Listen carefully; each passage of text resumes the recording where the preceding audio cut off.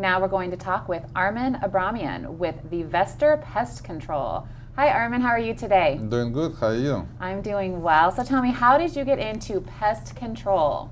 Well, I got in the pest control industry by chance. I was looking for temporary work and I saw an ad in the newspaper and I was studying entomology in my college.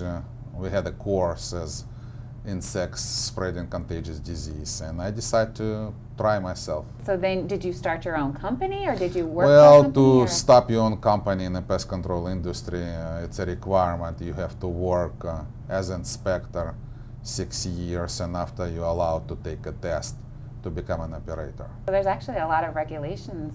In the pest control industry, you're working with the toxic substances on the private properties, and you have to have a knowledge how to apply and what to do. I guess you think about just a bunch of bugs and a job that maybe some people would be scared to do, but it sounds like there's a lot that goes into this. I mean, this is an integral part when someone's looking to buy a house that they have, a pest control done, correct? Well, when you buy in a house, it's structural pest control board create it's called wood destroying organisms report. That report specifically designed for real estate transaction. Most houses build wood frame construction, and we all know that termites, dry rot, they destroy the wood and it can compromise the structure. Is that what you would say the number one thing that you find sometimes with the inspections is termites, or? Well, in San Diego County we have two kinds of houses. Houses with termites and houses which are going to be with termites. It's just a matter of time. Why is that? Is it the water? It's the weather. The weather, okay. And what would you say, are people able to see, just by a blind eye that they have termites, or are there signs that, Definitely, yeah. If you see swarmers is a flying insects, look like ants. If you see those, please keep a sample and give a call to a professional to identify. Also, you can see damaged wood. Also, you can see pellets. It's look like coffee grains, multicolor, or you can see mud shelter tubing. But my main recommendation, every couple of years, call a professional and let somebody else go around your house to do an inspection.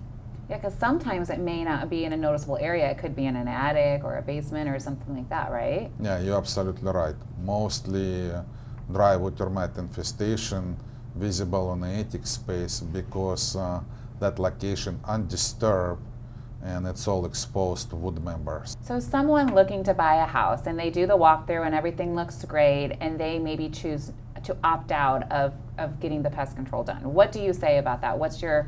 Have you heard horror stories of people that have maybe chosen not to do it and then a year or 2 years down the road they've got some major issues on their hands? Well, the market is full of different kind of stories, but I definitely going to recommend before you buy a house to have a pest control inspection, because the professional going to stop by and he going to check your property with rules and regulations that have been designed for wood destroying organisms report, and the inspector not looking only for termites and dry rot. Also, he is looking for conducive conditions likely lead to the future problem. For example, earth to wood contact, faulty grades, excessive moisture, and stuff like that. And then if they see those signs that could maybe foresee the future of having problems, is there anything you can do? Or it's just one of those things, we live in San Diego, the weather, Well, the report design the way that you have a recommendation and you have a finding. That when inspector found something at your property, he makes a findings, and right after findings, he writes his recommendation. Okay. What should be done in this specific case. Now, for someone getting a loan, is it usually a requirement that they do have someone, from pest control come in and take a look at the house, or not always? It depends. Some lending institutions require, some not. And what would you say 3 tips would be to someone looking to find a pest control company? Is there, 3 things that you could recommend that someone should really look for to find the right company? Well, first, the pest control company, it should be licensed.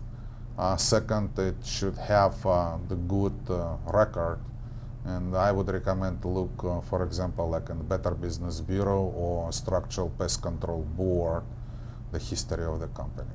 Okay, and what kind of licensing does it require for someone to have a pest control company? Like I told you before, you have to work as inspector on a field a certain amount of years and take a test, operator test. Okay, so you and know if after it's you licensed. and after you can open the pest control company. So if they're licensed, you know that the person's been doing this quite a while and knows Correct, what's going but on. yeah, it's always a good idea to check the credential of the companies. And then tell me a couple tips that you could give to someone that is selling their home, as far as maybe to decide if they're going to do the pest control before or if they're going to have the future buyer do the pest control. Is there a difference there of whose responsibility it is to do those? Well, every situation is a different and depends from that situation. Sometimes it's a good idea to do wood destroying organisms report before put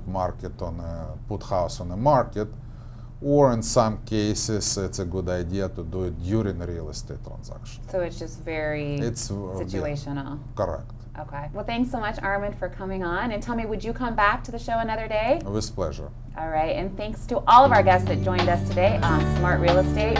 Everything you've always wanted to know about real estate, but didn't know who to ask. I'm your host, Angie